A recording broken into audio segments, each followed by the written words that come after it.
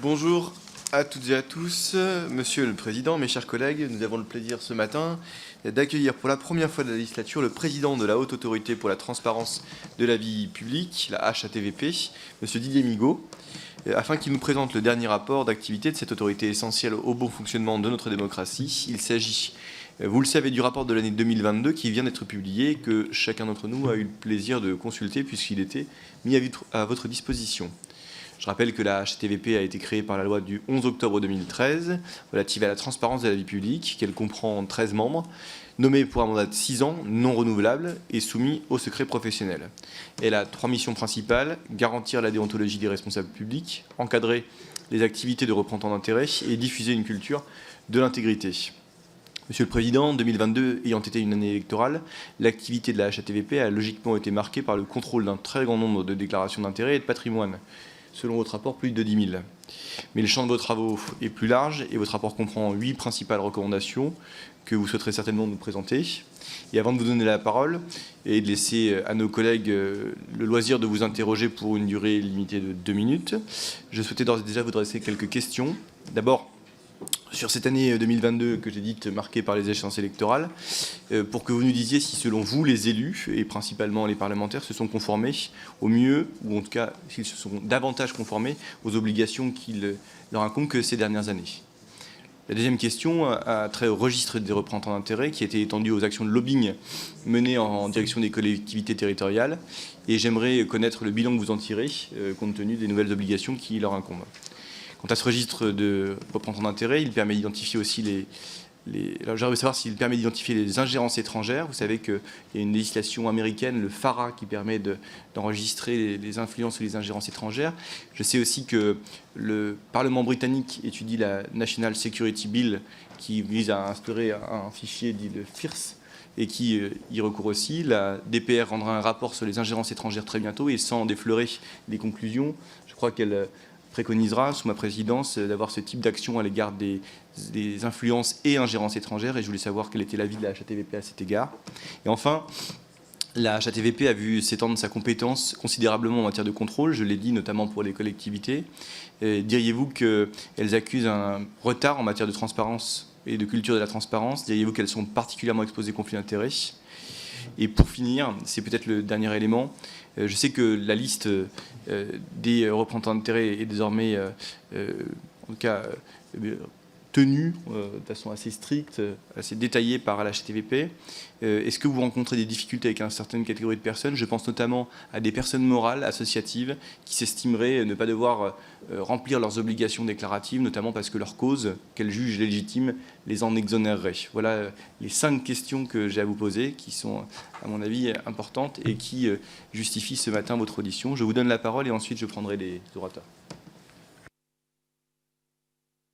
Merci, Monsieur le Président, Mesdames et Messieurs les députés. Merci pour votre invitation à vous présenter le rapport d'activité de la Haute Autorité pour la transparence de la vie publique. 2022, vous l'avez dit, Monsieur le Président, a été une année exceptionnelle pour les responsables publics et la Haute Autorité. Vous le savez, le socle de la Haute Autorité, c'est l'accompagnement, le contrôle de 18 000 responsables publics, élus comme non élus, afin de s'assurer de l'absence de conflit d'intérêts, d'enrichissement personnel, de contribuer à garantir aux yeux des citoyens la probité des responsables publics. C'est aussi le contrôle des mobilités professionnelles entre les secteurs publics et privés, de 15 000 agents publics exerçant les fonctions les plus stratégiques. Or, l'enjeu est important, il était d'autant plus en 2022 que c'était une année chargée sur le plan politique et électoral. 2022 a ainsi donné lieu à une intense activité d'accompagnement et de conseil de la Haute Autorité. Nous avons renforcé nos activités d'accompagnement de nos publics dès la fin de l'année 2021. Accompagnement individuel par téléphone ou par écrit, sessions d'information, webinaires, à l'intention justement de celles et ceux qui doivent remplir des déclarations. Et pour chacune des échéances électorales, nous avons procédé à de très nombreuses relances lors des campagnes de dépôt pour que les déclarants respectent les délais que prévoit la loi. Il y a eu une intense activité déclarative de la part des responsables publics. 5245 responsables et agents publics ont déposé plus de 10 659 déclarations de patrimoine ou d'intérêt auprès de la haute autorité. 41 dossiers concernant principalement des élus locaux ont été transmis au procureur de la République pour non-dépôt de déclaration. Or, nous observons des taux de dépôt dans les délais avant relance qui sont inégaux selon les catégories de responsables publics. Ils sont en amélioration depuis un certain nombre d'années. En témoigne d'ailleurs celui des députés élus en 2022, nettement meilleur qu'en 2017. Des divergences sont néanmoins à observer entre le dépôt des déclarations initiales, celles que vous déposez au début de vos fonctions, et celles de fin de mandat. Pour l'ensemble des déclarants, le taux de dépôt dans les délais des déclarations de situation patrimoniale de fin de mandat est de 49% seulement, contre 74% pour les déclarations initiales. Il y a donc quelques marges de progrès. D'où un travail important de relance. 545 relances pour non-dépôt dans le délai ont été adressées, 193 injonctions après relance et, je le disais, 41 dossiers transmis au procureur de la République pour défaut de déclaration. Donc, cette intense activité déclarative implique une intense activité de contrôle de la situation des responsables publics. 4170 déclarations ont été contrôlées, notamment des responsables publics parmi les plus importants, déposées en début et en fin de mandat. Alors, la part des déclarations initiales entièrement conformes aux exigences d'exhaustivité, d'exactitude et de sincérité que nous impose la loi au niveau du contrôle demeure stable, c'est de l'ordre d'un tiers. Plus de 60% des déclarations contrôlées font l'objet de demandes de modification dans l'objectif de rendre ces déclarations plus claires et plus exactes pour le citoyen. 10 dossiers ont été transmis à la justice pour des manquements déclaratifs ou des manquements à la probité. J'aurai l'occasion d'y revenir. 10 dossiers, 41 dossiers, c'est peu de dossiers par rapport à la totalité des personnes concernées. Pour répondre à votre question, j'y reviendrai. Dans l'ensemble, l'immense majorité des responsables publics remplissent correctement leurs obligations déclaratives. Alors, l'activité de contrôle des déclarations et d'accompagnement des députés et des membres du gouvernement a été particulièrement soutenue. Les contrôles approfondis de la haute autorité ont contribué à améliorer significativement la qualité des déclarations mises à la disposition des citoyens. La prévention des conflits d'intérêts est un objectif majeur et un sujet qui retient, vous le savez, tout particulièrement l'attention de la société civile. S'il n'est pas interdit, heureusement d'ailleurs, d'avoir des intérêts et même des conflits entre ces différents intérêts, la neutralité de la décision publique doit toujours être protégée car elle vise l'intérêt général. Ainsi, plusieurs membres du gouvernement se sont vus imposer un décret de déport destiné à prévenir les risques de conflit d'intérêts ou de prise illégale d'intérêts. Or, plus largement, notamment au niveau des élus locaux, 7 contrôles de déclaration sur 10 conduisent la haute autorité à demander des mesures de prévention d'une situation de conflit d'intérêts. Je réponds là à une de vos questions. Ça n'est pas anormal qu'il y ait plus de déclarations d'intérêt au niveau des élus locaux qui nécessitent de notre part un certain nombre de mesures de prévention. À partir du moment où, quand on est élu local, très souvent, on continue d'avoir des activités professionnelles, d'où un risque là de conflit d'intérêts. Nous avons publié récemment notre doctrine en matière de conflit d'intérêts public pour les élus locaux à la suite de l'adoption de la loi 3DS qui, pour partie seulement, a pu clarifier les sujets de conflit d'intérêts public-public, puisque vous savez que que la France est le seul pays, d'ailleurs, à connaître un conflit d'intérêts public-public. Lors de la publication des déclarations d'intérêt et d'activité des députés, la Haute Autorité a également diffusé une analyse des données qu'elles contiennent. Elle portait sur les activités professionnelles des députés de la 16e législature, mais aussi sur leurs fonctions et mandats électifs, et comprenait des comparaisons avec les résultats de l'étude portant sur la législature précédente. Cette analyse a montré notamment que l'Assemblée nationale, renouvelée pour moitié suite aux dernières élections législatives, était composée dans sa grande majorité de députés qui avaient exercé une activité professionnelle au cours des 5 années précédant leur mandat, 70%, les 2 tiers d'entre elles étant exercées dans le secteur privé. Un député sur 6 entendait conserver au moins une activité professionnelle au cours de son mandat, et un député sur 2 détient un autre mandat électif, dans près de 40% desquels il s'agit d'un mandat de conseiller municipal. Une dernière statistique qui peut vous intéresser, les déclarations publiques sur le site ont été consultées plus d'1 million de fois. Enfin, qui dit année politique et électorale exceptionnelle, dit aussi année exceptionnelle en matière de contrôle des mobilités publiques-privées. Alors, la Haute Autorité joue ici un rôle de régulation. Elle est systématiquement à la recherche d'un équilibre entre différents intérêts à concilier, permettre des passages entre les secteurs publics et privés, contrairement parfois à ce que j'entends, ça n'est pas interdit, tout en veillant à défendre l'impartialité de l'action publique et protéger les responsables et agents publics contre les risques de nature pénale et déontologique pouvant résulter de leur projet. Et là, peut-être que j'aurai l'occasion de répondre à des questions, mais nous appliquons strictement la loi votée par le législateur.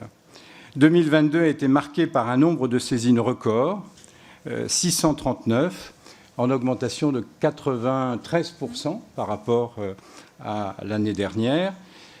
Nous nous sommes organisés pour traiter l'ensemble dans des délais raisonnables, souvent bien en deçà des délais légaux, en particulier les avis préalables à la nomination des collaborateurs du président de la République ou des membres de cabinets ministériels ayant exercé dans le secteur privé. Ils sont d'ailleurs à peu près de l'ordre de 30% dans les cabinets ministériels issus du privé. Donc à chaque fois, la Haute Autorité doit exprimer un avis de prénomination, et dès que les personnes repartent dans le privé, il doit y avoir également un avis de la Haute Autorité. Alors, s'agissant plus précisément des mobilités vers le secteur privé, qui mettent davantage en jeu la nécessité de protéger l'intérêt public, près de 80% des avis sont des avis de compatibilité avec réserve qui sont destinés à prévenir les risques d'ordre pénal ou déontologique. Les avis d'incompatibilité adoptés lorsqu'aucune mesure de précaution ne permet de prévenir les risques identifiés concernent principalement ces projets de reconversion professionnelle qui présentent plus de risques de nature à compromettre l'indépendance et l'impartialité de l'administration ou de prise illégale d'intérêt. Ces avis d'incompatibilité stricts sont de l'ordre de 6,3%. Ça relativise aussi quelques commentaires que l'on peut entendre ici ou là. Les avis d'irrecevabilité et d'incompétence sont désormais en nombre très limité, moins de 4%, à comparer avec les 30% constatés en 2020. Ça traduit, je crois, une meilleure appropriation des autorités hiérarchiques dans l'administration de ces nouvelles dispositions législatives votées en 2019. 4 dossiers ont été transmis à la justice dans le cadre du contrôle des mobilités entre les secteurs publics et privés. Or, 2022 a été aussi une année charnière pour la régulation de la représentation d'intérêts.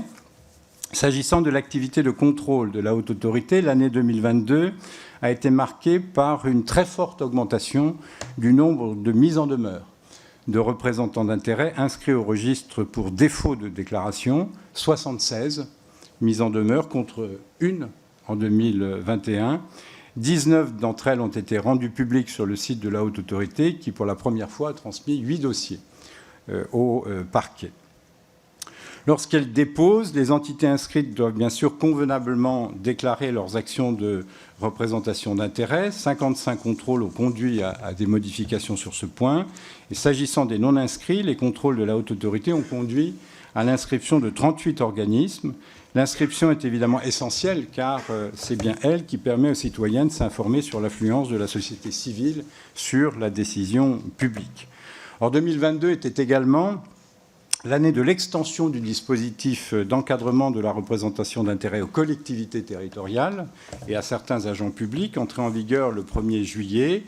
Nous avons produit plusieurs ressources documentaires destinées à faciliter son appropriation par les représentants d'intérêt, dont un vade-mecum consacré à l'identification des nouveaux responsables publics auprès desquels une entrée en communication pouvait être qualifié d'action de représentation d'intérêt. Nous avons eu aussi des échanges avec les associations d'élus et les associations de représentants d'intérêt. Cette intégration du lobbying à l'échelon local a entraîné plus de 300 nouvelles inscriptions représentant près du quart de l'ensemble des activités déclarées pour l'année 2022. Pour répondre à votre question, oui, il y a des réticences parfois à vouloir s'inscrire sur le registre des représentants d'intérêt, certains estimant que leurs travaux étant d'intérêt général, ils n'ont pas à s'inscrire sur le répertoire des représentants d'intérêt. On a eu quelques échanges parfois difficiles avec notamment un certain nombre de think tanks. Bon, nous leur avons expliqué que le législateur n'avait pas fait d'ailleurs de distinction entre l'intérêt général et les intérêts particuliers et que, à partir du moment où on intervenait pour influencer une décision publique, ça pouvait être considéré comme une action de représentation d'intérêt au terme de la loi et que le législateur a prévu d'exclure un certain nombre de catégories du périmètre de la loi, mais n'a pas écarté les think tanks. Voilà. Donc, nous verrons, puisque nous avons l'Institut Montaigne qui a engagé une action devant le Conseil d'État, à la fois en référé et sur le fond, remettant en cause une demande de renseignement exprimée de notre part. L'action en référé a été jugée et a été repoussée. Donc nous attendons maintenant la décision de fond du Conseil d'État. Je m'étonne parfois des arguments avancés pour remettre en cause l'inscription au répertoire des représentants d'intérêt en disant que ça pouvait remettre en cause l'indépendance ou bien la liberté des think tanks. Je ne pense pas que le législateur, en mettant en place le registre de représentants d'intérêt, a voulu remettre en cause l'indépendance ni la liberté des personnes susceptibles d'être inscrites. On entend parfois des arguments curieux en défense pour essayer de se soustraire à un certain nombre d'obligations imposées par la loi. Alors la question de la régulation du lobbying à l'échelon local va constituer sûrement un enjeu majeur des années à venir et il est important que ces acteurs s'approprient le dispositif en vigueur. Nous allons publier prochainement de nouvelles lignes directrices. Autre enjeu en matière d'influence, c'est la question de l'ingérence étrangère qui retient beaucoup l'attention ces derniers mois, étant précisé que ce sujet porte sur plusieurs missions d'ailleurs que peut avoir la Haute Autorité, notamment la régulation du lobbying, les mobilités publiques-privées, avec la possibilité de rejoindre telle ou telle entreprise sous influence étrangère, et le contenu des déclarations d'intérêt et de patrimoine qui doivent aussi faire état d'un certain nombre d'informations. Alors ces enjeux, alors nous sommes convenus, d'ailleurs nous avons lancé un travail en en relation avec l'OCDE sur ce sujet. Et dès que ce travail sera réalisé, je serai à votre disposition, bien sûr, pour vous le présenter, et étant entendu que c'est un sujet majeur aujourd'hui, on le voit bien, par rapport aux activités d'un certain nombre de pays. Alors, tous ces enjeux montrent aussi, et je sais que vous y êtes sensible, qu'une révision du dispositif d'encadrement du lobbying est de plus en plus souhaitable. J'ai eu l'occasion au cours de ces derniers mois de m'exprimer à de nombreuses reprises sur le sujet. J'ai d'ailleurs été auditionné par vous ou par d'autres commissions au Sénat à 8 reprises sur une période de 2 à 3 ans sur l'ensemble de ces sujets, où à chaque fois nous nous sommes efforcés de faire le bilan de la mise en place de ce répertoire, qui est selon nous un bilan demi-teinte, à la fois un bilan extrêmement positif à partir du moment où la loi Sapin II a reconnu d'une certaine façon la représentation d'intérêt, et c'est une activité qui existe, qui est légitime. Le problème, c'est qu'elle doit pouvoir se faire en toute transparence et respecter un certain nombre de règles déclaratives et déontologiques. Alors là, la difficulté, c'est que il y a un certain nombre de possibilités de contourner la loi, que le dispositif en vigueur ne permet pas toujours d'avoir les informations nécessaires pour assurer justement la transparence qu'avait voulu le législateur à l'époque sur la traçabilité et l'influence sur la décision publique, d'où un certain nombre de propositions que l'on peut faire pour conforter ce dispositif.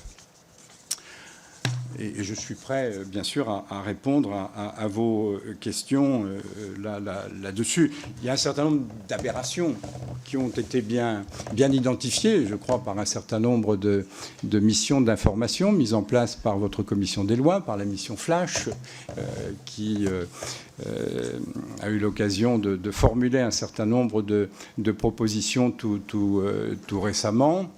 Bon, il y a cette curiosité que les actions de représentation d'intérêt s'apprécient au niveau des personnes physiques et non pas de la personne morale, alors même qu'on voit bien que c'est au niveau de l'entité de la personne morale qu'il peut être intéressant d'identifier les influences sur la décision publique. Le critère de l'initiative a pour conséquence que les grosses entités n'ont pratiquement rien à déclarer à partir du moment où elles sont systématiquement invitées par les pouvoirs publics, systématiquement consultées. Et le paradoxe, c'est donc que, je ne sais pas, la fédération de boucherie de tel département a plus d'obligations déclaratives que telle ou telle grosse entreprise française, telle ou telle grande entreprise française. Vous constaterez en regardant notre répertoire que des entreprises comme Dassault ou Vinci déclarent en fait assez peu d'actions. Bon. Je crois qu'il serait naïf de penser que ces entreprises n'interviennent jamais pour essayer d'influencer la législation ou la réglementation. Alors, nous sommes 10 ans après les lois de 2013 et il y a un certain nombre de choses qui sont effectivement extrêmement positives. Mais des évolutions restent, selon nous, possibles et nécessaires pour aller plus loin. Je crois que le bilan de la haute autorité est aujourd'hui reconnu, que la haute autorité est ancrée dans le paysage institutionnel français. Son champ d'intervention s'est accru au fil des ans par des missions nouvelles que lui a confiées le législateur, preuve de la confiance, je crois, que lui accorde le législateur. Nous aurons d'ailleurs l'occasion d'organiser, la présidente de l'Assemblée nationale l'a accepté, un colloque en octobre, je vous en ai dit un mot aussi, Monsieur le Président, sur les 10 ans justement de la haute autorité. Les principaux responsables ou agents publics sont désormais accompagnés, contrôlés tout au long de leur fonction, que ce soit lors de leur entrée dans la vie publique, pendant ou lorsqu'ils en sortent. 10 ans après, c'est un recul intéressant pour savoir comment pourrait évoluer encore le dispositif français d'intégrité. Il doit pouvoir évoluer en référence à ce qui se fait dans d'autres pays ou à l'initiative d'institutions comme l'OCDE, le GRECO, qui travaille beaucoup sur ces sujets-là. Cette dimension internationale est importante. C'est la raison d'ailleurs pour laquelle nous avons souhaité créer, avec 11 autres pays de l'Union européenne, un réseau européen d'éthique publique chargé de porter des propositions auprès des institutions de l'Union européenne. Et autour de la haute autorité, la dynamique doit être globale, se faire bien sûr en coordination avec les différents acteurs de la probité. Les référents déontologues que vous avez institués en font partie, et c'est pourquoi nous y portons une attention toute particulière en échangeant régulièrement, en étant à la disposition d'ailleurs de ces référents déontologues pour leur faire connaître la doctrine de la haute autorité, pour organiser des rencontres annuelles. Nous les avons d'ailleurs réunis la semaine dernière au Sénat. Il y avait à peu près 150 référents déontologues qui étaient présents. Nous formulons, vous l'avez dit, un certain nombre de propositions depuis un certain nombre d'années. Nous souhaiterions que la haute autorité puisse être dotée d'un pouvoir de sanction propre. Alors l'idée n'est surtout pas de se substituer au juge pénal, mais en certaines circonstances, une amende administrative nous paraît plus appropriée qu'une poursuite au niveau pénal. Je pense notamment lorsque un déclarant, justement, ne remplit pas ses obligations déclaratives, à la fois de déclaration d'intérêt comme de déclaration de patrimoine. Nous pensons qu'une sanction administrative serait beaucoup plus rapide, beaucoup plus incitative. Là, aujourd'hui, que faisons-nous dans ce type de situation qui, une fois de plus, sont extrêmement peu nombreuses? Nous avons transmis une quarantaine de dossiers sur l'année 2022. Bon, mais ce sont des situations qui marquent, parce que le citoyen s'en rend compte, et qui, du coup, rejaillissent sur l'ensemble. Et le problème aujourd'hui, c'est que ceux qui ne déposent pas sont extrêmement rarement sanctionnés, puisque nous leur adressons des relances, une injonction, et une fois les relances passées, une fois les injonctions passées, nous transmettons au parquet. Mais nous avons des parquets qui sont assez débordés, et qui peuvent ne pas toujours considérer ces sujets comme étant prioritaires, ce qui fait qu'on peut avoir 2 ans ou 3 ans après, des personnes non sanctionnées avec des citoyens qui nous interpellent en disant « mais on ne comprend pas sur votre site comme Solideo ». Enfin, je l'évoquais tout à l'heure, nous proposons que le dispositif d'encadrement du lobbying puisse être simplifié, à la fois avec un certain nombre de précisions qui pourraient être apportées par le législateur, avec la question du critère de l'initiative, mais aussi avec la nécessité, selon nous, de mieux définir le champ de la décision publique concernée. Bon, nous avons un décret qui, dans son envolée, a considéré que toute décision publique pouvait être concernée par le dispositif, ce qui pose un vrai sujet de définition du champ de la décision publique concernée, surtout lorsque vous étendez le dispositif aux collectivités territoriales. Donc nous serions tout à fait preneurs que le législateur puisse cerner la décision publique qui doit être concernée par le dispositif. Alors l'ensemble de ces évolutions pourrait contribuer à renforcer la confiance des citoyens dans leurs représentants. Nous sommes parfois accusés d'accentuer une forme de suspicion à l'égard des responsables publics lorsque nous nous opposons à une mobilité vers le privé ou lorsque nous transmettons un dossier au parquet. Je considère que ce n'est pas en cassant le thermomètre que l'on fait baisser la fièvre. Et je pense que toutes ces évolutions ont été extrêmement utiles. L'ensemble de nos contrôles, je n'hésite pas à le répéter, à le dire, démontre que l'immense majorité des responsables publics exercent leur mission avec probité, avec honnêteté. Alors il y a des manquements qui existent, ils sont regrettables, heureusement marginaux et en toute petite quantité. Alors malgré cela, il y a un fort sentiment de défiance, hein, et nous constatons, nous, un décalage entre ce sentiment de défiance qui existe dans l'opinion publique. Hein, les dernières enquêtes Cevipof montrent que 2 tiers des Français estiment que leurs responsables publics, leurs élus, ne sont pas honnêtes. Bon, ce qui est grave dans une démocratie, ce qui est préoccupant. Et cela ne correspond pas du tout aux résultats des contrôles que nous faisons.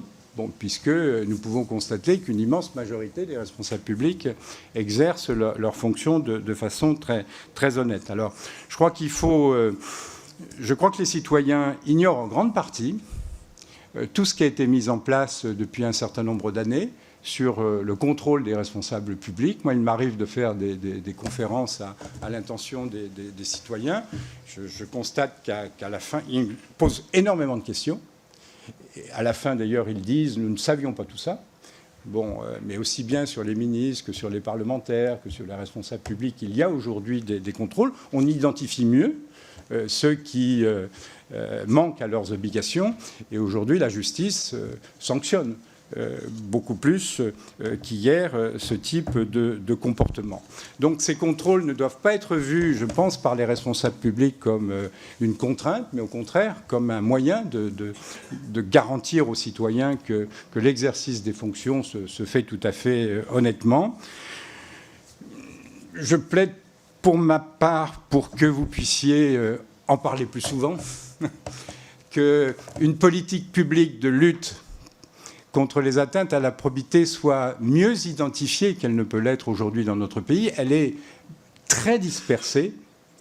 Vous n'en parlez jamais. Le Parlement n'en débat jamais, sauf quand il s'agit de mettre en place des dispositifs après des scandales. Et je trouve que plus on parle des choses, plus ça peut faire comprendre aux citoyens qu'il y a un certain nombre de dispositifs qui existent et qui sont là pour leur garantir justement cette probité. Il serait logique, je trouve, que le Parlement puisse en débattre chaque année au niveau d'une mission qui leur serait présentée, chaque année également au niveau aussi de l'appréciation des résultats de cette politique publique qui peut être mise en place. Je pense que ça pourrait, même si je suis bien conscient que ça n'est pas obligatoirement la seule raison de la défiance des citoyens vis-à-vis de l'ensemble des responsables publics, élus mais pas seulement, hein, y compris vis-à-vis des autorités administratives indépendantes, mais que ça pourrait quand même contribuer à conforter la confiance ou à faire diminuer cette défiance. Voilà, Monsieur le Président, Mesdames et Messieurs les députés, j'ai peut-être été un peu trop long, mais voilà le rapport d'activité que je voulais vous présenter. Alors, je vous remercie. Avant de donner la parole à nos collègues, peut-être, évidemment, je vous remercie d'abord pour les réponses que vous avez apportées aux questions que j'ai posées, à toutes, ce qui est rare de répondre à toutes les questions, puisque je suis souvent obligé de les reposer. Vous dire simplement que, malgré tous les accords que j'ai avec vous, ce que vous avez dit, peut-être une réserve, puisque l'une des premières lois de 2017 concernait justement la transparence dans la vie politique, avec des évolutions ensuite qui ont concerné le bureau de l'Assemblée nationale, des évolutions extrêmement importantes qui ignorent nos concitoyens sur la suppression des régimes spéciaux de retraite, la suppression des régimes spéciaux de retour à l'emploi, l'alignement pour les questions de contrôle des frais de mandat, l'interdiction de l'emploi pour les parlementaires, la suppression de certaines mesures qui font aujourd'hui débat, mais qui, de mon point de vue, sont tout à fait justifiées de la réserve parlementaire, avec cette allocation discrétionnaire pour le parlementaire d'une certaine partie de subvention. Et puis, la mission d'un flash qui a été confiée à nos collègues, a priori de décret qui relevait donc de la compétence du gouvernement pour la question de l'encadrement du registre des représentants d'intérêt et qui donnera certainement lieu à une proposition de loi transpartisane, c'est mon souhait. donc à un débat au Parlement, ce qui veut dire aussi qu'à la Commission des lois, nous nous saisissons de ces objets, et votre audition ici en est un témoignage assez certain, avec les évolutions législatives que... Ce n'était pas une critique vis-à-vis de la Commission des lois. Je sais bien, mais c'est une façon d'appréciation d'ensemble. Hein. C'est une façon de mettre en perspective et en lumière le travail que nous conduisons. En tout cas, nous sommes ravis de vous recevoir aujourd'hui, et en témoigne la liste des inscrits que je vais énumérer désormais. Monsieur Jean-Pierre Pont.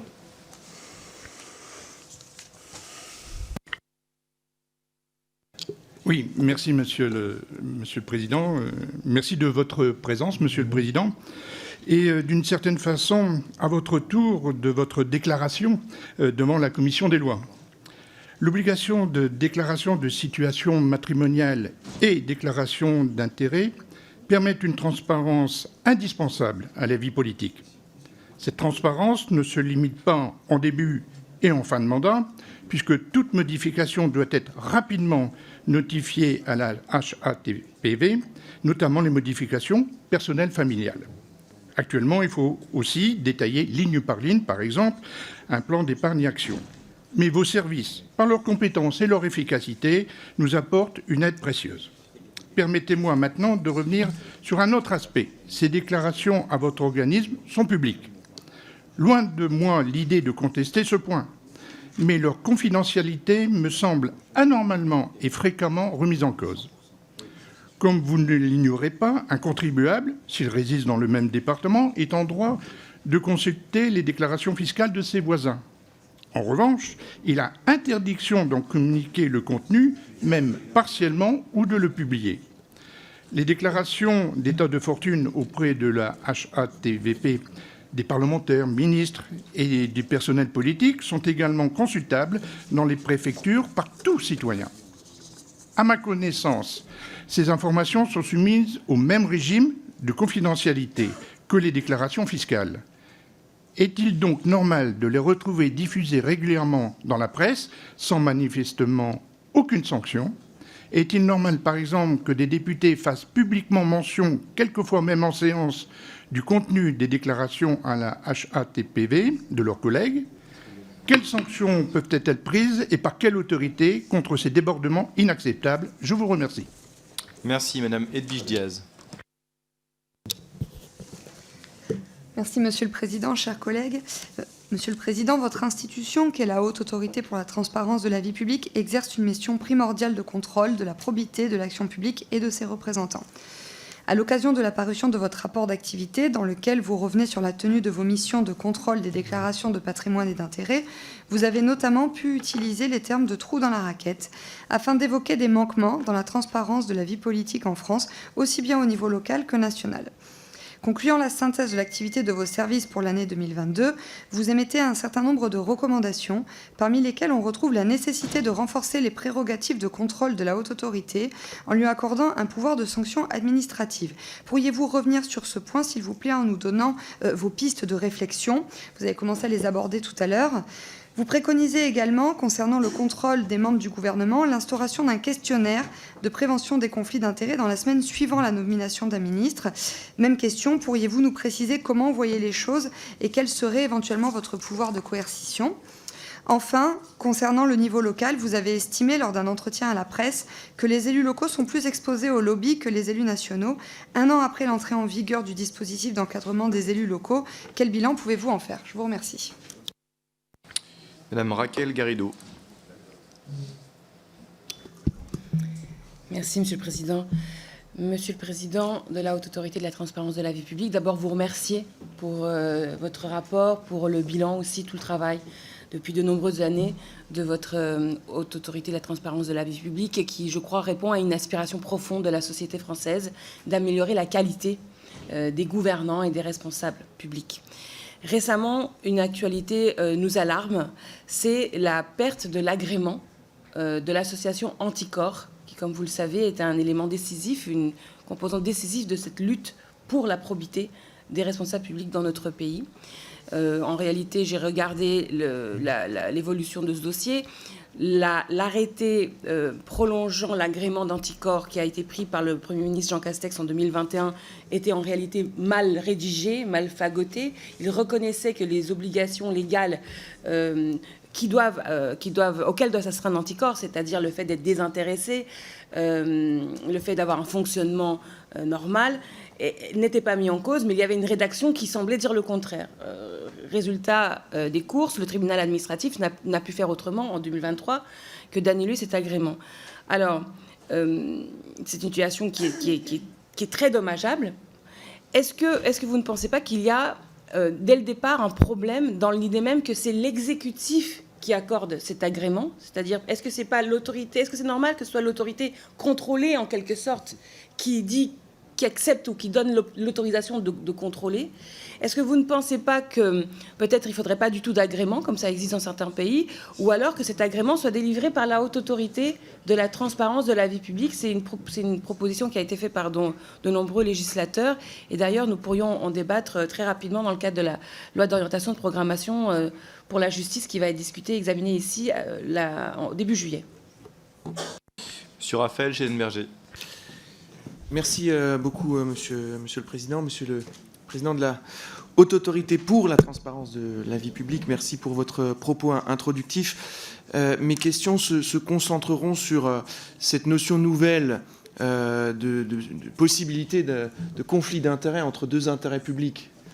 Vous avez souligné dans votre propos introductif qu'il n'y a qu'en France qu'on avait imaginé cela. Ça n'est pas sans poser un certain nombre d'interrogations dans le quotidien de l'exercice des mandats, et je pense notamment aux mandats locaux, puisque dans toutes les collectivités, le système délibératif est devenu particulièrement complexe, avec des déports quasi systématiques sur toutes les délibérations, qui concernent, dès qu'elles concernent des structures satellites, des collectivités, des associations, dans lesquelles l'un ou l'autre élu pourrait avoir des intérêts. Or, il se trouve souvent que dans un certain nombre de collectivités, les élus siègent dans ces associations, je pense souvent dans les conseils d'administration, au titre de leur mandat, et ont été préalablement envoyés par la collectivité en mission confiée, siéger, occuper une fonction qui revient de droit à une personne désignée par la collectivité. Et finalement, on se retrouve dans des systèmes où les collectivités organisent les déports de façon plus ou moins à droite, dans des volumes conséquents à l'occasion de commissions permanentes, séances publiques, en créant quasi systématiquement un risque juridique sur les délibérations pour les élus in situ personae, alors qu'ils ne font que représenter la collectivité au sein de ces conseils d'administration. Comment est-ce que vous voyez l'évolution de ce sujet-là, qui est finalement un des grands pourvoyeurs de ce concept de conflit d'intérêts entre intérêt public localement qui reste relativement abstrait? Madame Blandine Brocard. Merci, Monsieur le Président.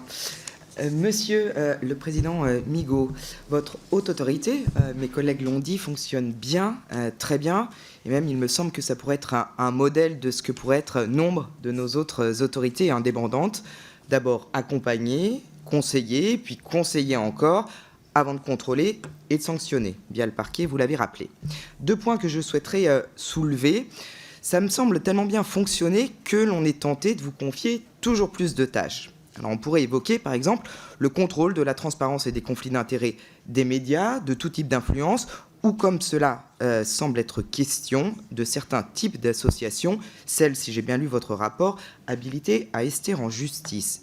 Mais j'ai donc senti, quelquefois, dans votre rapport, ici ou là, une sorte d'appel à l'aide, comme quoi vous seriez un peu débordé, page 78, le traitement de ces dossiers devant respecter un délai de 15 jours, un tel nombre de saisines sur une période aussi courte a constitué une contrainte particulièrement forte pour le collège. Première série de questions, quelles prérogatives seriez-vous en mesure d'acquérir? Vous avez évoqué le pouvoir de sanction administrative, et avec quels moyens? Second point qui concerne la transparence, à laquelle nous sommes attachés, je m'interroge cependant sur les données publiées, patrimoniale notamment, et sur l'utilisation qui en est faite. Ce qui devrait n'être qu'une sorte d'état des lieux d'entrée-sortie et de prévention des conflits d'intérêts me semble malheureusement être essentiellement utilisé pour stigmatiser telle ou telle possession d'un élu ou d'un ministre, la situation de son conjoint, voire l'absence de patrimoine qui devient suspecte, ça m'est arrivé.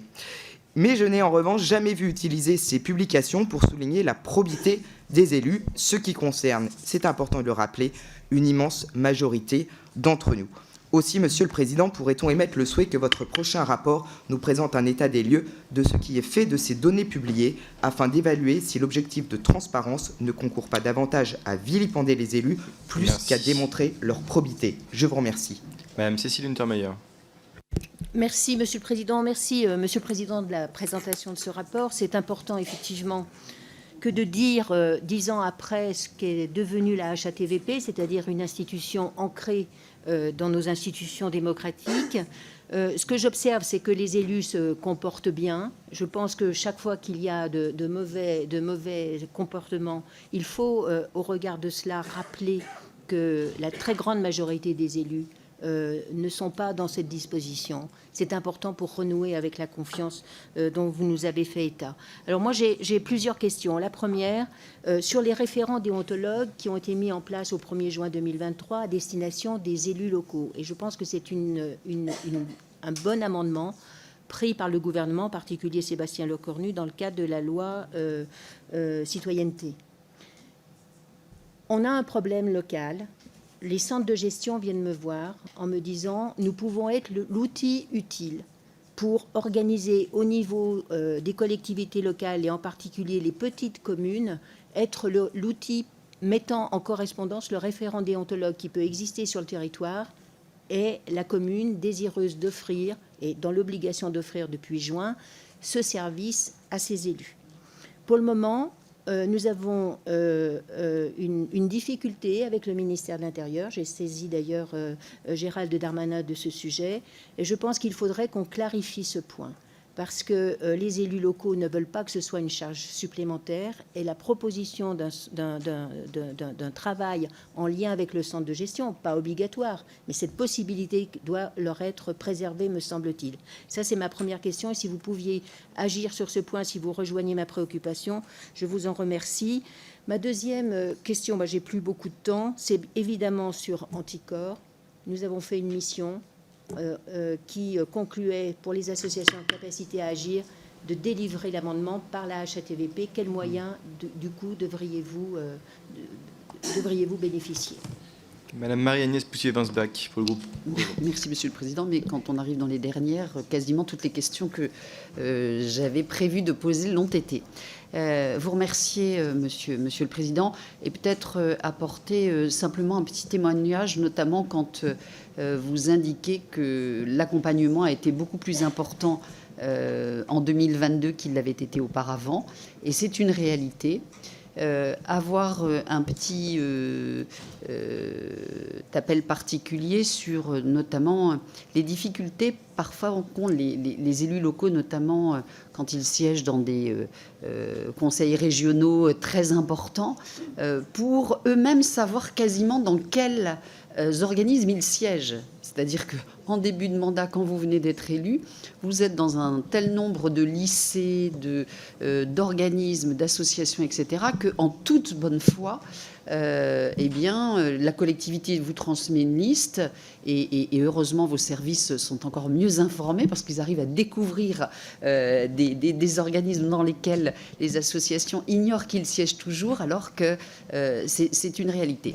Bref, ça veut dire quoi ? Ça veut dire que je pense qu'on devrait aussi peut-être étudier, puisque les nominations des élus dans des structures représentant les collectivités font l'objet de délibérations, sur le fait que ces mêmes collectivités soient en capacité, elles, de transmettre. Parce que vous avez, encore une fois, certaines collectivités importantes dans lesquelles les élus siègent, qui ont un nombre d'agents qui pourraient permettre de pré-remplir peut-être ces déclarations.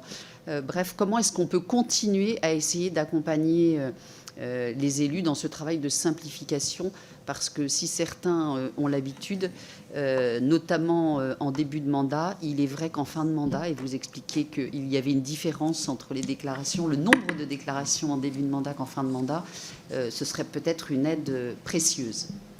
Monsieur Jérémy Jordanov. Vas-y. Merci, Monsieur le Président. Monsieur le Président de la HATVP, merci de votre présentation, votre travail. Moi, j'avais également une question sur les agréments des associations. Si j'ai bien compris, il y en a 2 des agréments. En réalité, un qui est donné par la HATVP et un par la garde des Sceaux ou la Première ministre s'il se déporte. Est-ce qu'il ne conviendrait pas de fusionner les 2 au profit de la HATVP ou voilà, si vous avez d'autres suggestions sur ce mécanisme. J'avais une autre question sur ce qu'on appelle le pantouflage et le rétropantouflage, les allers-retours en fait entre le public et le privé. C'est vrai qu'il y a déjà beaucoup de fonctions, et notamment les élus, où c'est très contrôlé, il y a une saisine obligatoire de la HATVP, mais en réalité, pour une grande majorité des agents publics, la procédure de droit commun, c'est une saisine interne et dans l'autorité hiérarchique, et il n'y a pas d'avis de la HATVP, sauf saisine express. Or, cette saisine, elle n'a eu lieu qu'une seule fois en 2022, selon votre rapport, et vous le dites vous-même, ce constat laisse planer un doute quant à la réalisation effective du contrôle par les administrations.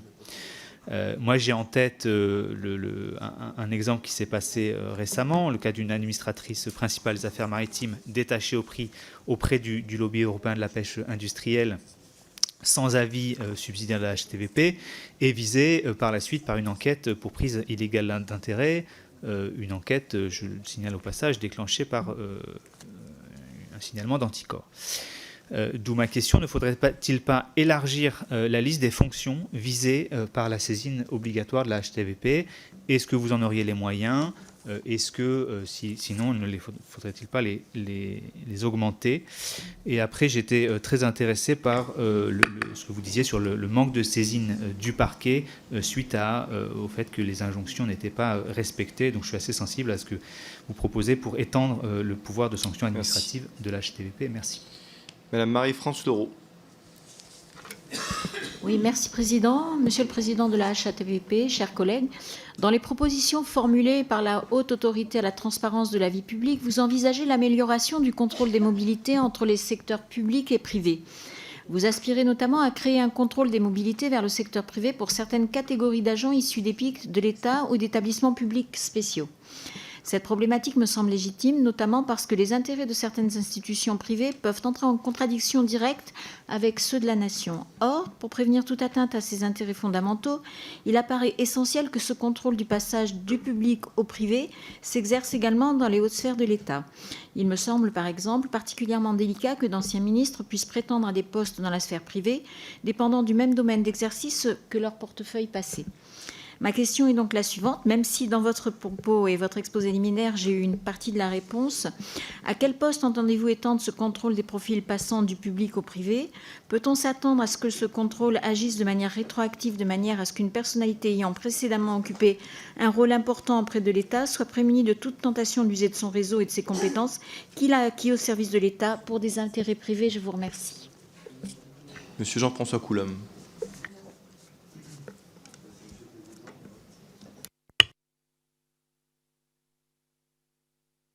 Oui, ça marche. Merci, Monsieur le Président. Monsieur le Président de la HATVP, en préliminaire, je voudrais dire que je suis quand même étonné qu'il y ait encore parmi nous des députés qui se plaignent de la transparence, puisque c'est un petit peu la teneur de ce que je viens d'entendre, au motif que ce serait une investigation exagérée de la part des citoyens de connaître le patrimoine de leurs représentants. Alors, moi, ma question va porter sur le site qui permet à tout citoyen de prendre connaissance d'une partie des intérêts de leurs élus. Aujourd'hui, c'est un site qui fonctionne relativement bien, qui est relativement simple, ergonomique, mais il est quand même étonnant qu'il y ait une dissociation entre le patrimoine foncier, immobilier et le patrimoine mobilier. Alors, les valeurs mobilières sont connues. On a pu voir, par exemple, que pendant la discussion sur la loi retraite, on a pu établir certaines possessions qui pouvaient laisser entendre qu'il y a un conflit d'intérêts entre ce que votent les élus, si, Monsieur le Président, on s'en souvient très bien, et les textes sur lesquels portait la discussion en hémicycle. Mais moi, je reviens sur la question du patrimoine foncier, immobilier.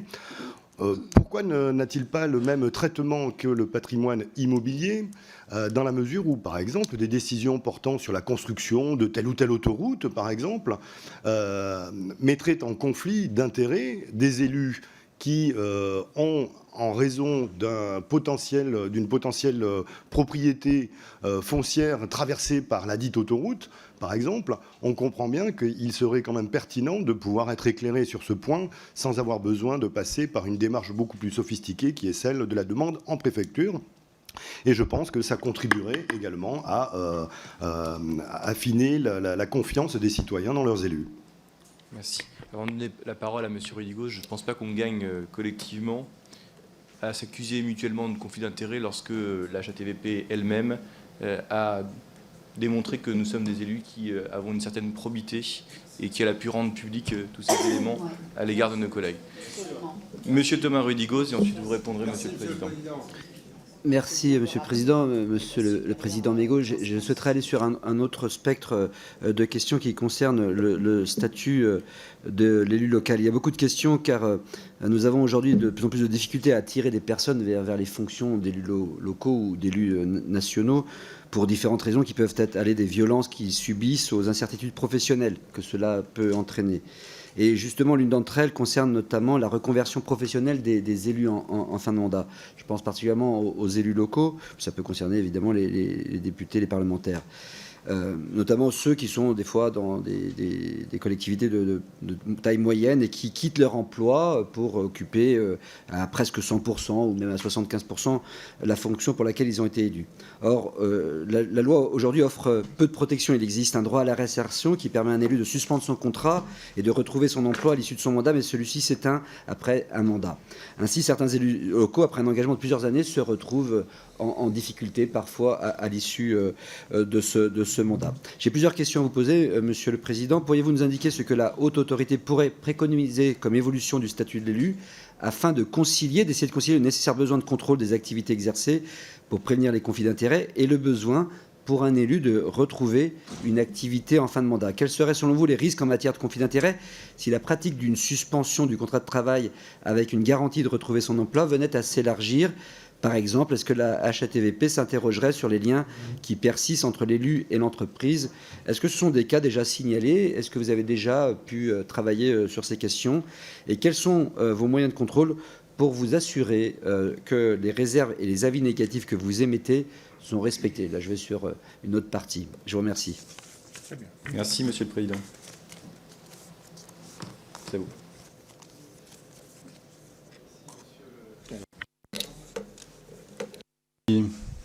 Merci pour vos questions qui sont nombreuses. Certaines se recoupent. Je vais essayer de répondre à chacune de vos questions. Tout d'abord, sur la transparence et le caractère public ou non des déclarations. Seules les déclarations de patrimoine des membres du gouvernement et des membres du collège de la haute autorité sont rendus publics sur le site de la haute autorité. C'est de l'ordre de, selon le nombre de membres du gouvernement, ça peut varier, bon, c'est entre 40 et 45 le plus souvent, plus les 13 membres du collège de la haute autorité, voilà, c'est à peu près 55 personnes qui voient leur déclaration de patrimoine rendue publique dans leur intégralité. Pour les parlementaires, que ce soit les députés, les sénateurs et les députés européens, les déclarations de patrimoine sont consultables en préfecture. Et effectivement, avec des conditions strictes, on doit prendre rendez-vous, on ne doit pas avoir de crayon, de stylo, on ne peut pas prendre de photographies, on ne doit pas avoir son téléphone portable. Bon, et on n'a pas le droit d'en faire état, c'est un peu comme pour... il y a très peu de consultations. Il y a très peu de consultations en préfecture. On a, oui, c'est une cinquantaine par an. Bon, compte tenu du public concerné, c'est vraiment très peu de choses, d'autant qu'une consultation une personne peut vouloir consulter plusieurs déclarations. Donc il y a très très peu de consultations. Ça, ce sont donc pour les élus. Pour les élus locaux, les déclarations de patrimoine ne sont pas rendues publiques. Les déclarations d'intérêt. Les déclarations d'intérêt des ministres, des parlementaires et des élus locaux sont publiées et sont rendues publiques sur le site de la haute autorité, dont sont accessibles à la fois aux citoyens et aux médias. Les déclarations de patrimoine des fonctionnaires et les déclarations d'intérêt des fonctionnaires ne sont pas rendues publiques, elles sont contrôlées, mais pas rendues publiques. Ça, c'est ce qu'a voulu le législateur et le Conseil constitutionnel, qui a fait une distinction au niveau de la transparence entre ceux qui sont élus et ceux qui ne le sont pas, avec des obligations de transparence plus fortes pour celles et ceux qui, effectivement, sont élus. Alors, dans la déclaration d'intérêt, ce qui, je pense, explique votre question, vous avez un certain nombre d'éléments concernant vos rémunérations sur les 5 dernières années, ou les intérêts que vous pouvez avoir à travers des actions que vous possédez. Mais ça, je dirais, c'est rendu public dans votre déclaration d'intérêt. Ce n'est pas du tout un non-respect de la confidentialité. C'est rendu public. Bon, et une fois de plus, c'est le législateur qui l'a voulu. Nous n'avons aucune marge de manœuvre, nous, sur le caractère public ou pas de vos déclarations. Et les rubriques, d'ailleurs, ont été définies par la loi. Bon, alors, peut-être qu'il conviendrait de regarder ce qui pourrait être modifié sans remettre en cause, d'ailleurs, l'objectif de transparence. Mais c'est vrai qu'il y a parfois des rubriques qui pourraient être regroupées.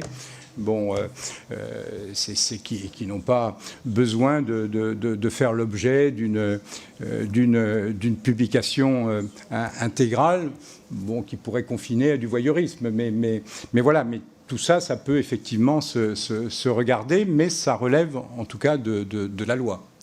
Et il nous faudrait un nouveau véhicule législatif pour éventuellement adapter le dispositif sans, une fois de plus, remettre en cause l'objectif de transparence qui était voulu.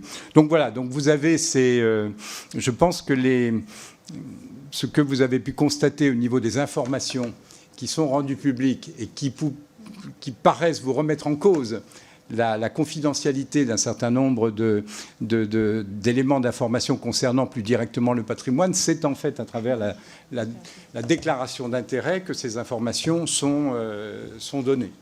Mais et tout le monde respecte, je crois, la confidentialité et le secret. Nous avons, en tout cas en ce qui nous concerne... Non, mais à chaque fois, les exemples qui m'ont été donnés sur éventuellement des choses qui étaient rendues publiques, en fait, vous les retrouvez dans la déclaration d'intérêt. Et la déclaration d'intérêt, une fois de plus, elle est rendue publique. Le législateur a prévu qu'elle soit rendue publique.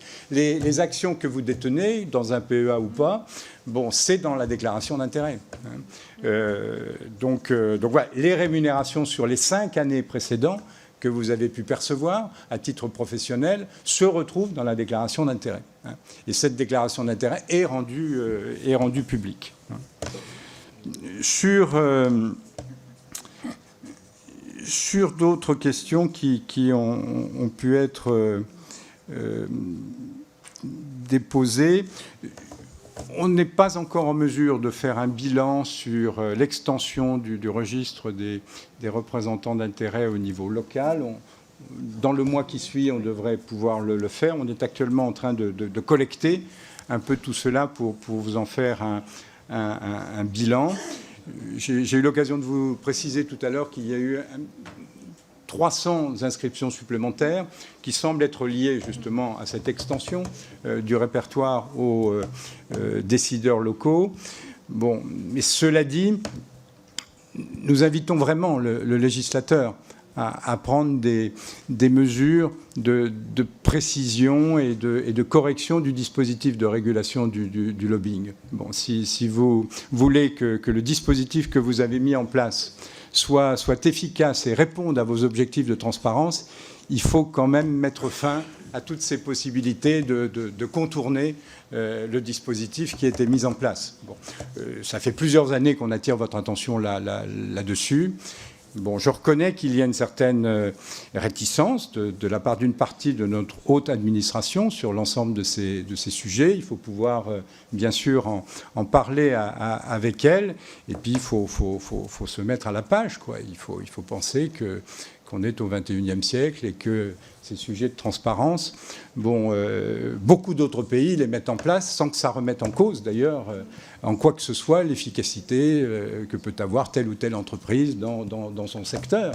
On dit parfois que c'est des démarches excessives, bon, qui peuvent remettre en cause la capacité à agir aussi bien des décideurs publics que des décideurs privés. Bon, quand vous regardez ce qui se passe au Canada ou ce qui se passe aux États-Unis, où vous avez un système de régulation du lobbying qui est encore plus opérationnel que le nôtre, ça n'a pas l'air de les gêner au niveau de l'efficacité économique, tant des décideurs publics que des décideurs privés. Donc je pense qu'il y a un certain nombre d'ajustements qui peuvent être faits dans le dispositif. Sur le conflit d'intérêts public-public, c'est un vrai sujet, je le reconnais. D'ailleurs, j'avais fait partie, comme premier président de la Cour des comptes, avec le premier président de la Cour d'appel de Paris, là, Jean-Claude Magendie, et Jean-Marc Sauvé, de la commission dite Sauvé, sur les conflits d'intérêts, où nous avions formulé un certain nombre de propositions, qui ont débouché d'ailleurs sur la loi de 2013. Nous n'avions pas proposé ce conflit d'intérêts public-public. Bon, vu la difficulté à le concrétiser et à le mettre en place. Donc voilà, mais le législateur en a décidé autrement.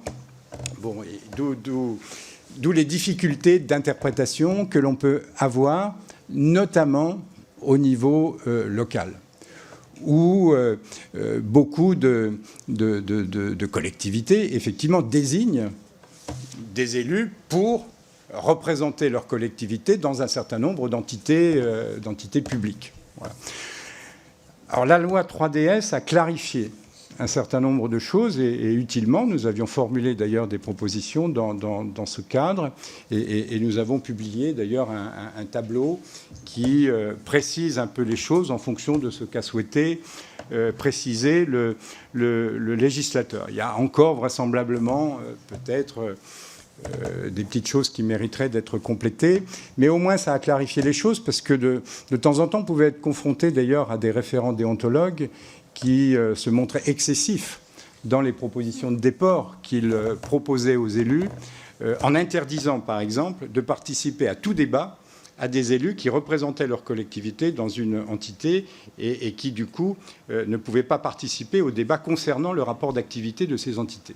Bon, tout de suite, nous avons considéré que de telles demandes étaient totalement injustifiées. On a aussi un principe général du droit dans notre pays, qui est un bon principe, qui est qu'on doit rendre des comptes. Bon. Et à partir du moment où on est désigné par sa collectivité pour représenter cette collectivité dans un établissement public ou autre, eh bien, on doit pouvoir rendre des comptes et donc répondre aux questions de ses pairs au niveau de l'Assemblée. Donc, nous avons pu préciser cela. Et la loi 3DS, d'ailleurs, a prévu que lorsque la loi prévoit cette représentation par la collectivité, le nombre de déports est limité. Bon.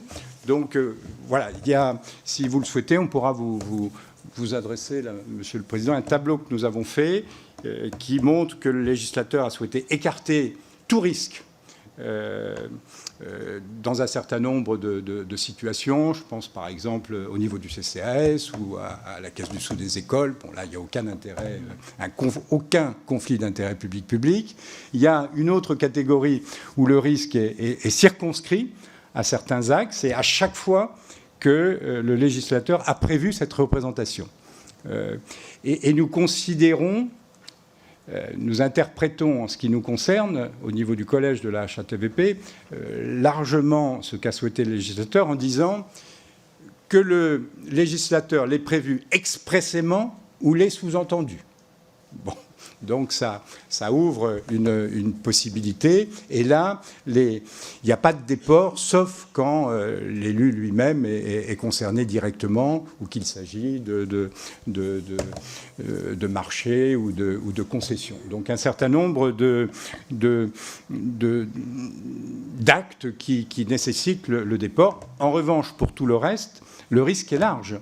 Et notamment, lorsqu'un élu est membre d'une association, a des responsabilités dans une association, il faut effectivement qu'il puisse se déporter lorsqu'une subvention est attribuée à cette association ou lorsqu'une décision concerne cette association. Donc voilà, donc là il faut être très, très, très vigilant. Hein. Il y avait il y a quelques années la gestion de fait, hein, qui était opposée aux élus, c'est-à-dire des élus qui avaient des responsabilités dans une association qui étaient telles qu'on pouvait considérer que c'était une gestion de fait. Là, il peut y avoir un conflit d'intérêts. Hein, et vous avez une jurisprudence de la Chambre criminelle de la Cour de cassation qui est stricte en la matière. Et si vous avez pris part à une délibération concernant une entité avec laquelle vous pouvez avoir un intérêt, vous pouvez tout à fait être sanctionné. Et vous devez vous déporter, et le déport consiste à sortir de la salle. Si cette condition n'est pas remplie, le juge pénal peut vous sanctionner. Ça, c'est la loi et les décisions jurisprudentielles. Bon. Alors, nous avions formulé un certain nombre de propositions, ce qui explique les dispositions que vous avez prises dans la loi 3DS. Nous avions formulé aussi quelques propositions sur l'écriture de l'article 432-12 du Code pénal qui définit le conflit d'intérêts. Nous avions proposé de substituer l'intérêt quelconque avec un intérêt de nature à compromettre l'indépendance, l'impartialité, l'objectivité de l'administration. Bon, il y a encore vraisemblablement un petit travail qu'il faudrait pouvoir prolonger. Nous y sommes tout à fait prêts, hein, donc avec vous, avec les magistrats de l'ordre judiciaire, pour voir si sur les deux articles qui concernent notamment ces conflits d'intérêts, l'article 432-12 et puis l'article 432-13, notamment s'agissant des projets de reconversion professionnelle, il y a peut-être un petit travail d'écriture pour éviter que des personnes puissent être mises en cause alors même que il n'y avait pas d'intérêt en tant que tel en cause. Donc voilà, je pense qu'il y a eu des progrès de fait, mais je mesure qu'il y a peut-être encore quelques marges de progrès, que ça peut entraîner quelques difficultés d'organisation au niveau de collectivités quand il s'agit notamment de larges délibérations qui font état de beaucoup de subventions. C'est vrai qu'il faut être rigoureux et voir sur chaque subvention comment doivent s'organiser les déports. Mais ça, une fois de plus, c'est la loi et c'est les conséquences de définition du législateur et puis de l'interprétation qu'en fait le juge pénal. Alors c'est pour ça que nous nous efforçons de beaucoup accompagner les élus. Hein. J'écris beaucoup aux élus pour justement faire en sorte de les prévenir par rapport à ce type de situation. Dans l'ensemble, d'ailleurs, il y a une attention, une grande attention lorsque nous écrivons aux élus et que nous leur préconisons un certain nombre de mesures pour prévenir toute situation de conflit d'intérêts.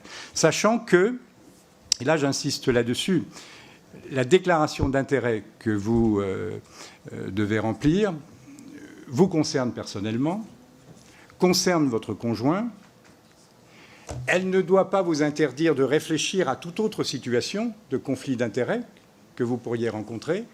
Et il y a intérêt à le faire, même si la loi ne prévoit pas une rubrique pour d'autres personnes, parce que le juge pénal peut considérer qu'il y a prise illégale d'intérêt à partir du moment où les parents, des enfants, un ami peuvent être concernés.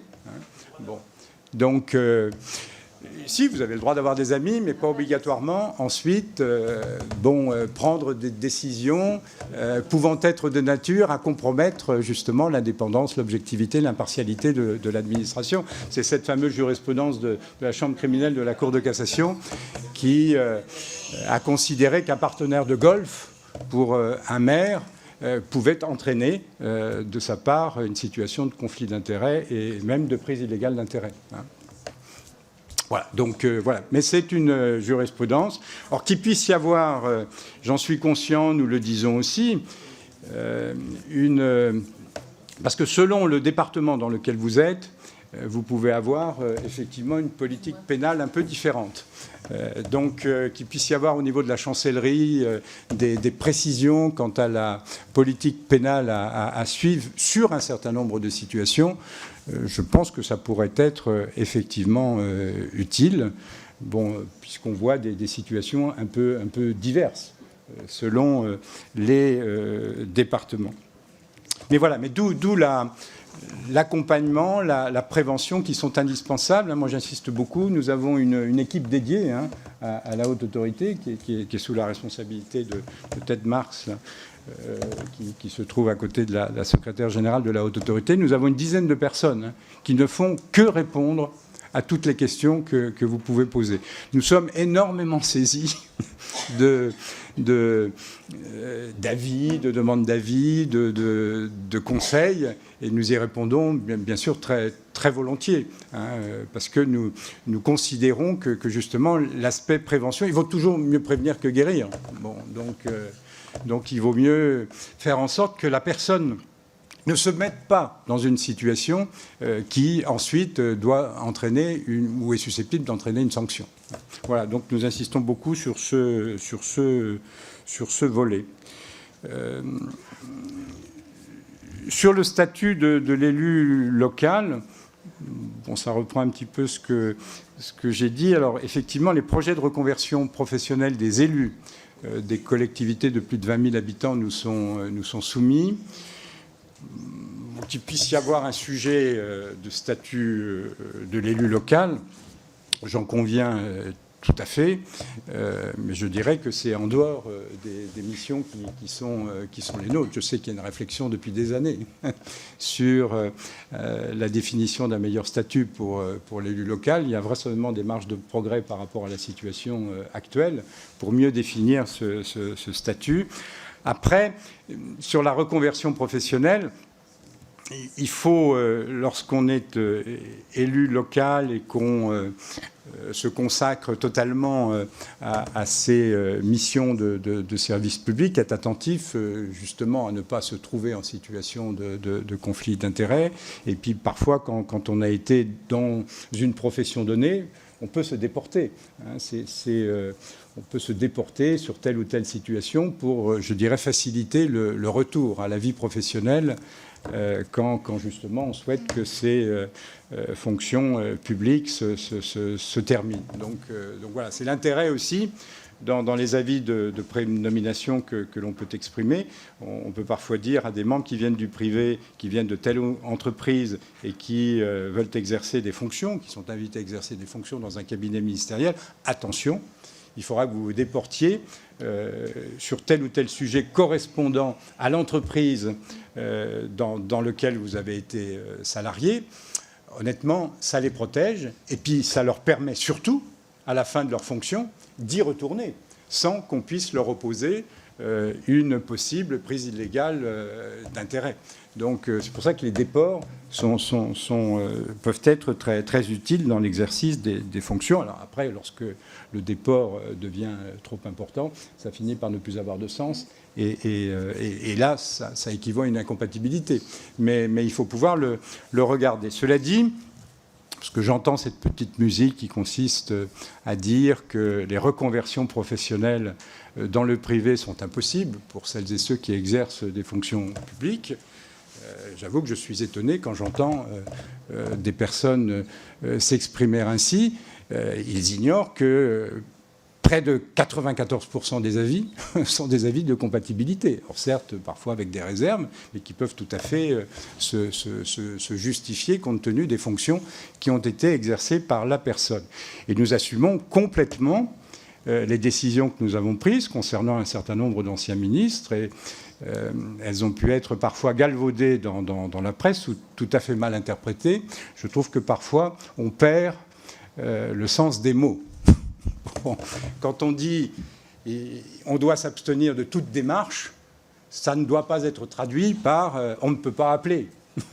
Bon, donc une démarche, ça signifie intervenir pour, je dirais, d'une certaine façon influencer la décision compte tenu des fonctions qu'on a pu entreprendre, qu'on a pu avoir précédemment, ou bien pour fausser une éventuelle concurrence qui peut exister entre différentes entités. Mais ça n'interdit pas un contact téléphonique pour informer le ministre. On a entendu parfois des choses un peu stupides au moment de notre décision sur Jean Castex ou bien sur Roselyne Bachelot. Bon, c'est le... ce que nous regardons, c'est le risque pénal et le risque déontologique. Le risque pénal, quand il est là, nous protégeons, je pense, la personne en disant qu'il n'est pas possible pour elle de rejoindre telle ou telle entreprise. J'ai vu que les décisions de la haute autorité concernant M. Cédric O n'étaient pas totalement comprises par lui-même. Bon, je pense que nous l'avons protégé. Alors peut-être à l'insu de son plein gré, pour reprendre une expression, mais c'est peut-être utile. Bon, nous devons apprécier le risque pénal et le risque déontologique. Bon, d'autant que je vous rappelle que la définition du conflit d'intérêts qui a été retenue par le législateur, l'apparence compte aussi. Et que nous devons prendre en compte cette situation. En tout cas, c'est ce qu'a souhaité le législateur. Alors, parfois, c'est compliqué. Sur le risque pénal, on est dans le droit dur. Ça soulève pas trop de difficultés. Quand il s'agit du risque déontologique, on est dans un droit plus souple. Et c'est effectivement plus difficile à interpréter. Mais je rappelle que toutes nos décisions sont susceptibles de pourvoi devant le Conseil d'État.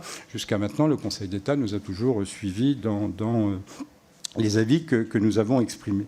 Peut-être dernière question concernant l'agrément. Il ne m'appartient pas, en tant que président de la haute autorité, de dire c'est telle ou telle procédure qui doit être retenue. Cela relève du législateur, de la loi. Ce que je sais, c'est que nous avons 2 procédures d'agrément, effectivement, puisque nous délivrons aussi un agrément à Anticor, mais les missions ne sont pas les mêmes. Bon, donc le degré d'exigence pour l'agrément vis-à-vis de la haute autorité n'est pas le même que l'agrément délivré par la chancellerie, puisque se constituer partie civile dans un procès, dans une procédure plus exactement, c'est beaucoup plus lourd, bien évidemment, que la possibilité d'adresser des signalements à la haute autorité sur telle ou telle situation. Bon, donc voilà, donc c'est la procédure d'agrément. Nous si bien sûr le législateur décide de nous confier cette mission, nous la remplirons. Je pense que sur ces questions, moi j'avais suggéré d'ailleurs aux parlementaires qui travaillaient sur ces sujets que préalablement à la délivrance d'un agrément, il puisse y avoir un contrôle de la Cour des comptes sur notamment toutes ces questions budgétaires et financières, et de transparence, ce pouvait être utile, à partir du moment d'ailleurs où la compétence de la Cour des comptes est tout à fait possible, puisque ces associations bénéficient d'une certaine façon des mesures concernant la générosité publique. Il y a des facilités fiscales qui existent lorsque vous subventionnez ce type d'association, vous contribuez au financement de ce type d'association. Donc ça légitime tout à fait le contrôle par la Cour des comptes. Et à partir du moment où vous délivrez un agrément, il peut tout à fait être demandé à la Cour des comptes de contrôler l'association en question pour avoir toutes les garanties nécessaires que souhaite le législateur s'agissant des conditions de transparence, justement, et de bon fonctionnement d'une association. Voilà, mais après, c'est au législateur, effectivement, de trancher sur ces sujets. Sur les référents déontologues, je pense que les centres de gestion sont un outil utile. Vous avez raison. Alors, je ne sais pas pourquoi le ministre de l'Intérieur a des réserves. Il faudra peut-être qu'on voit cela, qu'on se rapproche de vous, Madame Intermédiaire, sur les centres de gestion. Bon, je n'ai pas compris pourquoi le ministère de l'Intérieur avait des réserves. Bon, il faudra que l'on voit cela. De temps en temps, je regrette d'ailleurs que, alors que nous sommes l'État français, chacun dans ses responsabilités, dans ses composantes, mais de temps en temps que les gens ne se parlent pas suffisamment. J'ai vu que m'a signalé que la DGCL avait produit d'ailleurs un document sur les possibles conflits d'intérêts et sur l'interprétation que l'on pourrait en faire,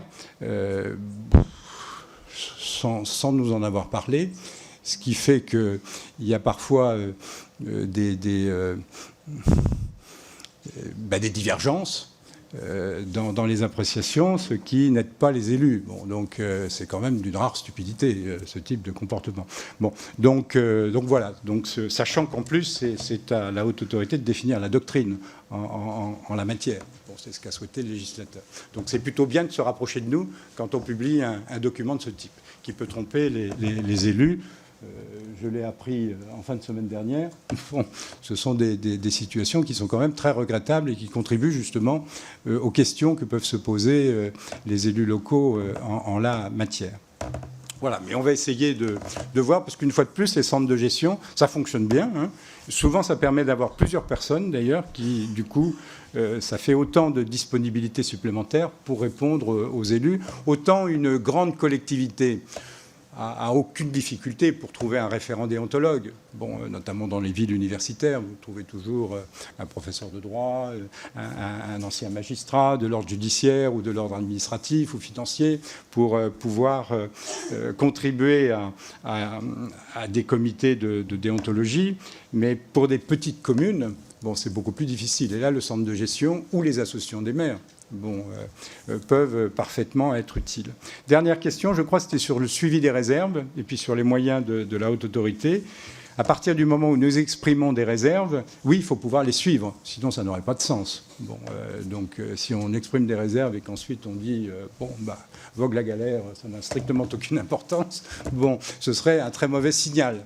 Donc il faut que l'on puisse effectivement suivre ces réserves. Donc nous interrogeons régulièrement la personne concernée, nous croisons bien évidemment les renseignements qu'il peut nous donner avec d'autres informations que nous pouvons obtenir. Nous avons un suivi aussi de toutes les lettres plus ou moins confidentielles qui peuvent exister aussi sur les situations des responsables publics. Bon, et nous avons ce travail de veille. Et bien évidemment, nous suivons ces situations pendant les 3 années qui suivent. Alors, vous dire que nos moyens sont totalement suffisants pour assurer toutes nos missions, je vous mentirais si je disais cela. Bon, on a fait un certain nombre de propositions pour augmenter progressivement les moyens qui sont les nôtres. Pour le moment, nous avons obtenu satisfaction. Bon, et nous allons formuler quelques propositions supplémentaires pour l'année 2024 pour conforter, je dirais, l'exercice de nos missions par les personnels de la haute autorité. L'année 2022, j'ai été contraint avec la secrétaire générale à contraindre,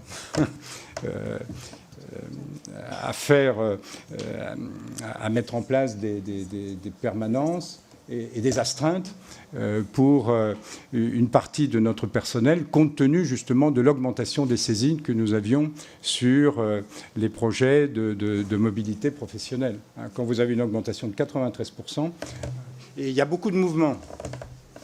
Bon, j'ai un peu d'expérience sur ces sujets-là, compte tenu des fonctions que j'ai pu exercer dans le passé, mais je trouve qu'il y a beaucoup de mobilité dans les cabinets ministériels, un petit peu plus qu'avant. Bon, donc voilà, on reste moins longtemps, semble-t-il, dans les fonctions. Donc, dès que vous avez des allers et des retours, la haute autorité est saisie. Donc effectivement, ça s'arrête assez peu. Bon, et c'est un mouvement un peu continu. Alors, on a des pics hauts, mais quand même, la tendance est très élevée dans le nombre de saisines que nous avons. Donc voilà, donc si les moyens de la haute autorité peuvent être augmentés, j'en serai le premier heureux. Voilà. Bien.